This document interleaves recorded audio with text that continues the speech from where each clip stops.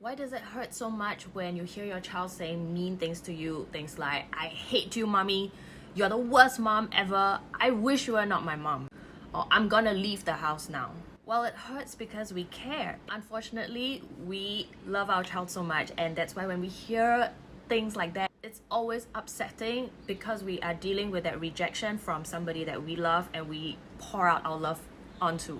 With a friend, we may lash out back at him or her, or we pull back our affection, but unfortunately we can't do this with our child. So we learn 2 lessons here that we cannot learn anywhere else. Number 1 is unconditional love. How do we continue loving somebody who is mean to us, who doesn't love us back in equal measure?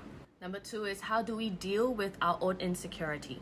So we learn how not to be triggered and still be calm, responsive, and warm to this person. Not easy lessons, but I believe they make us better people and better parents. I'm with you on this journey.